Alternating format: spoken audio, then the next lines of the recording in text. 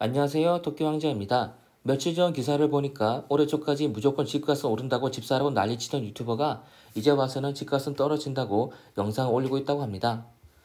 저는 정말 이런 사람들을 좋아하지 않습니다. 책임지지도 못할 말을 아무렇지도 않게 하고 불장에선 자기 말이 맞으니까 그걸로 인기를 끌어놓고 이제 와서는 갑자기 말을 바꾸는 거죠. 그저 구독만을 노리고 광고 수익만을 생각하는 양아치라고 저는 생각을 합니다. 많은 사람들이 구독을 하니까 그 영향력을 무시할 수는 없을 텐데 아무렇지도 않게 태세 전환을 하는 거죠. 그런데 사람들은 이런 유튜브를 보고 속아서 부동산 사던 사람들 보고 또 누카렵 그럽니다. 보통 같으면 100만 유튜버가 말을 바꾸는 걸 비난을 할 텐데 그것보다 영끌이들에 대한 분노가 더 커서 이런 일에는 오히려 집을 산 사람들을 비난하고 있는 거죠. 저는 집이건 주식이건 오르면 내리고 내리면 오른다고 생각을 합니다. 끝없이 오르는 것도 아니고 끝없이 내리는 것도 아닌 거죠. 그러니까 그런 걸 알고 있으니까 오를 때 무조건 오른다고 선동하지도 않는 거고 떨어질 때 반등을 대비하라고 싫은 소리를 하고 있는 겁니다. 그리고 요즘 같은 부동산 시장에 더군다나 영끌이들을 엄청나게 욕을 하고 있는 이런 분위기에서 저처럼 집을 사는 걸 고민하라고 하면 좋아하지 않는다는 것도 잘 알고 있습니다. 하지만 저는 채널 운영하고 제가 생각하는 재테크 수단, 그러니까 사람들 도움이 될 것 같다는 그런 재테크 수단을 공유를 한 이상 제 생각과는 반대되는 걸 얘기할 수는 없습니다. 인기를 끄는 게 목적이 아니니까 그런 인기 끄는 영상만은 만들 수는 없는 거죠. 결론부터 말을 하자면 저는 지금 같은 하락장에선 특히나 금리 인상이 속도 조절로까지 나오고 있는 이런 상황에서는 초금매로 나오는 것들은 매수를 검토하는 게 좋다고 생각을 합니다. 본격적으로 얘기를 하기 전에 재밌는 판례를 하나 소개를 하겠습니다. 사법시험 준비할 때 강사가 얘기해준 판례인데 법에도 눈물이 있다는 증거라고 할 수 있는 판례가 있습니다.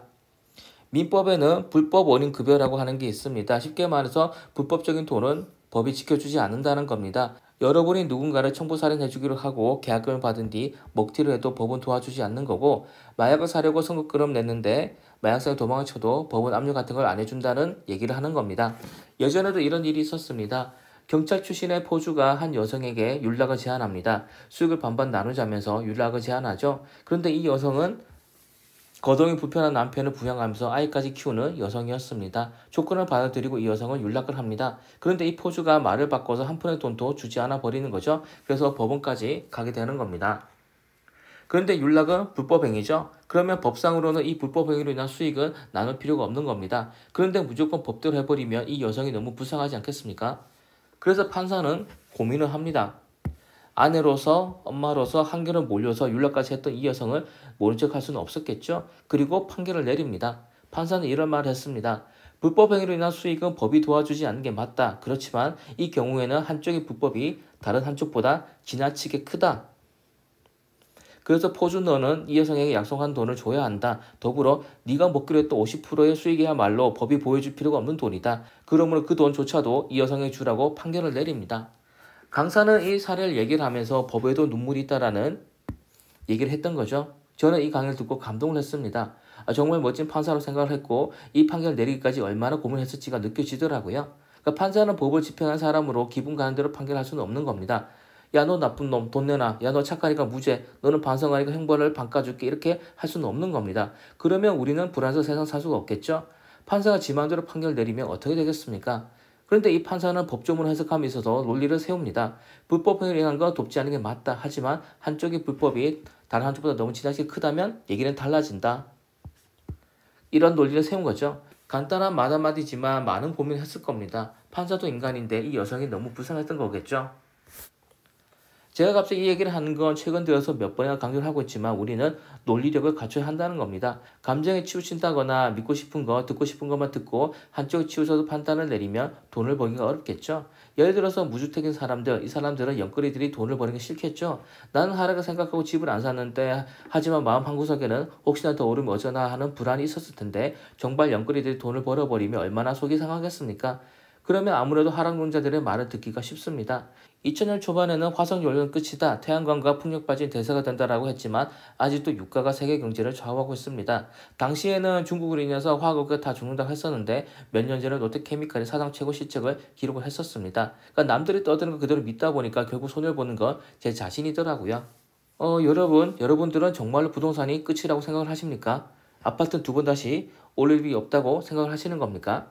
이런 생각을 한번 해보겠습니다. 하락론자들의 얘기는 작년까지 상승이 너무 비정상적이고 거품이고 투기꾼들이 억지로 올린 거라고 합니다. 만약 이 말이 100% 맞다고 가정을 하겠습니다. 그럼 앞으로 정말 부동산이 끝일까요? 아니겠죠? 하락농자의 말대로 투기꾼들이 있다고 친다면 이 투기꾼들은 올해 들어서 다 갑자기 다 죽어버린 걸까요? 아니면 시장을 선동하지 않기로 갑자기 개가천선을 했던 걸까요? 그게 아니라 투기꾼들은 잠시 숨고를 하는 거고 금리 인하 같은 호재가 터지면 다시 어딘가에 가서 펌핑할 거라고 보는 게 맞지 않겠습니까? 여러분의 투기꾼이라고 한번 작업질하면 몇십억씩 벌 수 있는데 이걸 포기할 리는 없는 거겠죠?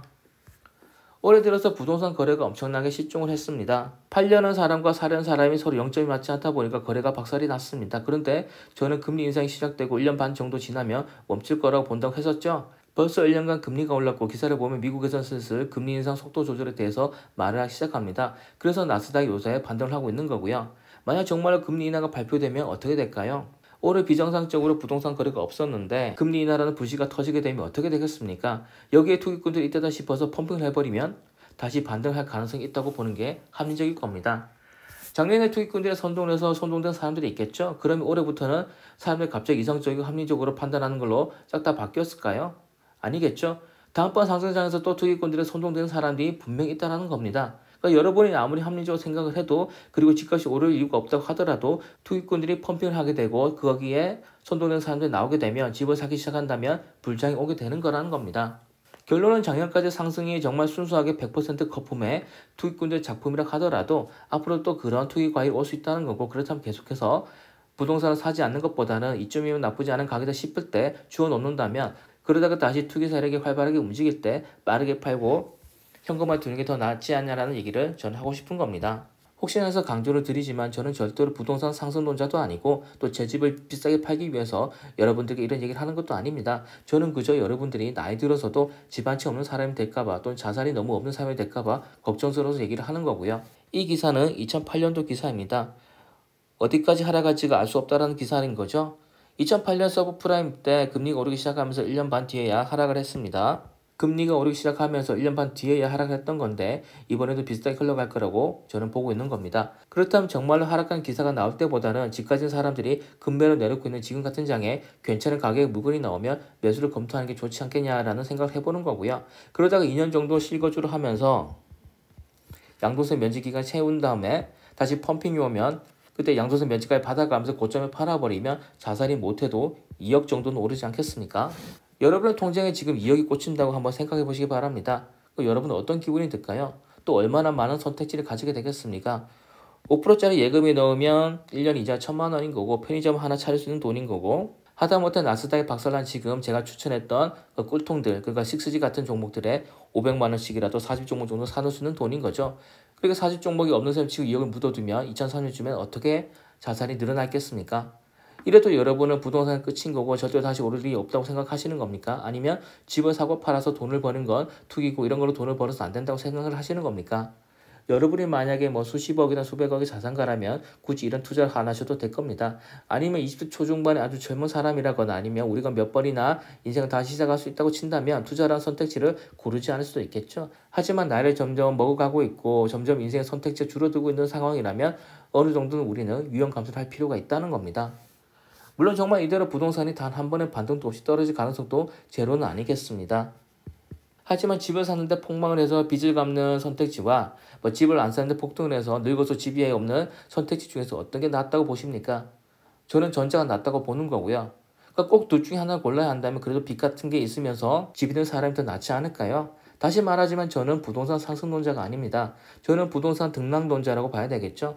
오르기도 하는 거고 떨어지기도 하는 겁니다. 하지만 여러분은 부동산 하락에 베팅해도 좋습니다. 중요한 건 무작정 하락이 아니라 반등을 주면서 떨어진다라는 거죠. 지금처럼 초급매 매물이 나올 때 여러분이 잘 아는 동네, 여러분이 사는 동네에 그런 매물을 잡아놓고 2년 정도 버티다가 금리가 떨어지면서 펌핑이 나올 때 투기꾼이 돌아왔을 때 2년 실거주까지 채워서 양도세도 없이 팔고 나온다면 어떻게 될지 다시 한번 생각해 보시기 바랍니다. 기사를 보면 초금매만 팔린다고 되어 있죠. 이걸 보고 여러분들은 돈 있는 인간들은 자기가 원하는 가격에 초금매에 매물이 나오게 되면 바로 줍수를 한다는 걸 생각할 수 있어야 되는 겁니다. 투자를 고민할 때는 듣고 싶은 걸 들으려고 하지 말고 양쪽의 의견을 모두 들어보고 객관적으로 선택하시기 바랍니다. 특히 너무나 극단적인 얘기는 듣지 마시고요. 유튜버들이 조회수 찍으려고 책임지지도 않을 거면서 확신 차서 얘기하는 것들은 절대로 듣지 마시고 무시하시기 바랍니다. 제가 수업을 듣고 있는 부동산 투자 전문가들은 자기한테 상승할지 하락할지 묻지 말라고 합니다. 자기는 그런 건 전혀 모른다고 하는 거고요. 자기는 그저 좋은 지역을 찾아내서 시세보다 저렴하게 나온 물건이 있는지를 찾을 뿐이라고 하는 거고, 그런 물건이 있으면 그때 그 물건을 살 뿐이라고 하는 겁니다. 상승이나 하락은 자기가 전혀 모른다고 오히려 전문가들이 먼저 얘기하는 거고요. 그러니까 전문가들 이렇게 오히려 겸손하게 얘기를 합니다.